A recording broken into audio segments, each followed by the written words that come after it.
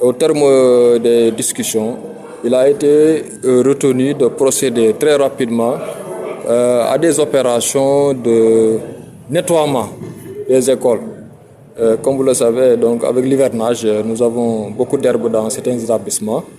Il a été demandé au préfet de tenir des CDD avec les maires pour examiner ces questions liées à la mise à disposition de ces établissements en termes de nettoiement, de désinfection avec les éléments du service d'hygiène. Nous avons également recommandé la mise à disposition des tables-bancs nouvellement acquis grâce au concours du ministère de l'Éducation nationale. Les dispositions devront être prises par les inspecteurs de l'éducation et de la formation pour l'acheminement des tables-bancs nouvellement acquis au niveau des différentes écoles bénéficiaires. Cela permettra vraiment d'assurer une correcte rentrée scolaire.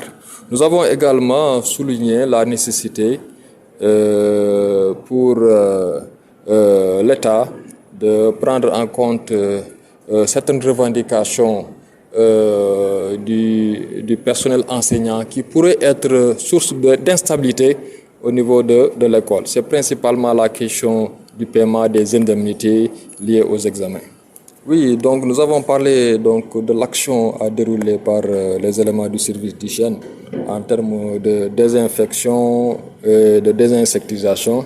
Mais également au cours de ce CRD, nous avons parlé de la nécessité de rappeler aux élèves les mesures de protection individuelle à prendre, qui sont donc des mesures à prendre même si on n'est pas dans un cadre d'épidémie de grande envergure, mais puisque la menace a été signalée, il convient de rappeler aux élèves la nécessité de s'acquitter des mesures de protection individuelle. Dans son rapport introductif, l'inspecteur d'académie a fait le point sur le déficit d'enseignants par département. Et le compte rendu sera fait au ministre de l'Éducation pour que des dispositions soient prises pour résorber rapidement le déficit. Nous savons que chaque année, le ministère de l'Éducation met à disposition des enseignants. Il est même prévu donc une dotation dans ce domaine-là.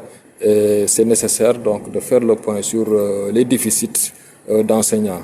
Et au niveau interne, l'inspecteur d'académie prendra les dispositions nécessaires en cas de nécessité de procéder à des redéploiements qui permettraient de combler certains vides en attendant l'affectation de nouveaux enseignants. Nous avons salué cette mesure d'interdiction de l'utilisation du portable dans les écoles, même s'il faut noter que dans sa circulaire, le ministre a précisé qu'il est possible de voir dans quelle mesure utiliser le portable à des fins pédagogiques.